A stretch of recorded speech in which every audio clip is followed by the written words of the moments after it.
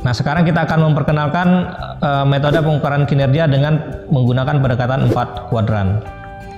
Seperti yang kita ketahui bahwa 4 kuadran itu terdiri dari garis vertikal dan garis horizontal yang memisahkan 4 kotak kuadran yang ada di dalam 4 kuadran tersebut. Nah, kalau kita lihat pada slide ini, kalau kita lihat dari analisa vertikalnya, itu dibagi menjadi kuantitas dan kualitas secara vertikal. Kemudian dibagi juga menjadi garis horizontalnya, yaitu antara input dengan output. Input adalah effort atau apa yang digunakan. Kemudian kalau output adalah efek atau apa yang dihasilkan. Nah, kombinasi antara input, output dengan kuantitas kualitas inilah yang menjadi 4 kuadran di dalam pengidentifikasian indikator kinerja. Nah, kalau kita lihat di slide 4 kuadran yang lengkap ini, input itu terdiri dari 2 kuadran, yaitu kuantitas dan kualitas. Bagaimana mengidentifikasi input yang baik adalah mengidentifikasi input sampai ke kualitas inputnya.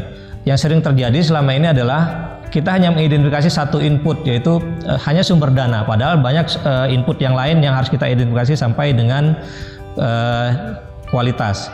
Jadi kalau kita hanya sampai di kuadran pertama, yaitu input kuantitas, itu hanya mengidentifikasi berapa banyak pelayanan yang disediakan. Nah, kalau kita mengidentifikasi sampai ke kuadran kedua, itu sampai kita mengidentifikasi berapa baik pelayanan itu disediakan.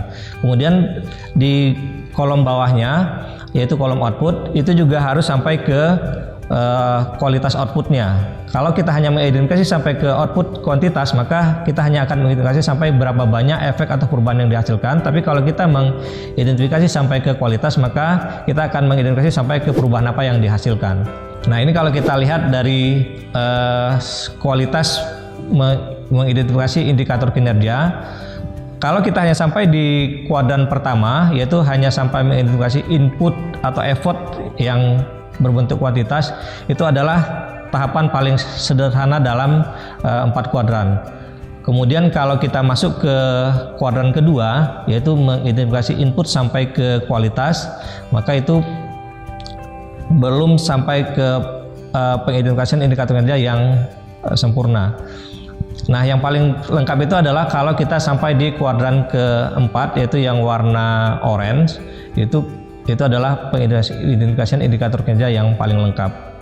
Nah, ini contoh-contoh indikator kinerja baik input ataupun output yang lengkap ya.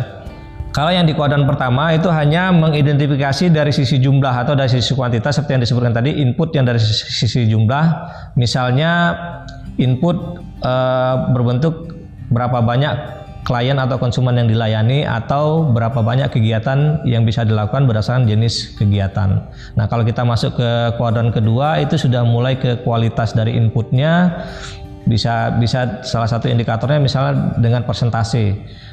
Misalnya rasio klien dengan staf, atau kalau untuk bidang pendidikan rasio siswa dengan guru, rasio ruang kelas dengan jumlah siswa yang tersedia. Kemudian kalau untuk kegiatan, jumlah kegiatan yang bisa dilaksanakan selama setahun. Kemudian kalau dari sisi lainnya misalnya persentase tindakan tepat waktu, kemudian persentase klien menerima seluruh pelayanan dan segala macamnya. Nah, kemudian kalau dari sisi output, kalau output kuantitas itu berupa misalnya kalau dia kegiatan training, berapa banyak peserta yang dilatih. Itu baru sampai dari sisi kuantitas. Tapi kalau kita masuk ke kuadran keempat, itu sudah ke kualitas. Misalnya contohnya persentase keterampilan atau pengetahuan yang berhasil ditingkatkan dari hasil pelatihan, atau persentase perubahan sikap, perilaku, atau kondisi. Nah, ini contoh-contoh pengukuran input dari sisi kuantitas. Misalnya dari sisi jumlah tenaga atau jumlah orang yang berhak atas pelayanan, kemudian persentase ton aspal yang diterima, kemudian jumlah perpustakaan yang dikeluarkan, jumlah permohonan izin yang diterima, dan seterusnya. Jadi lebih, kalau yang input kuantitas itu lebih ke berbentuk jumlah. Kemudian kalau yang ke kualitas itu lebih berbentuk persentase seperti rasio tenaga ahli, rasio staf dibandingkan jumlah penduduk yang dilayani, dan seterusnya.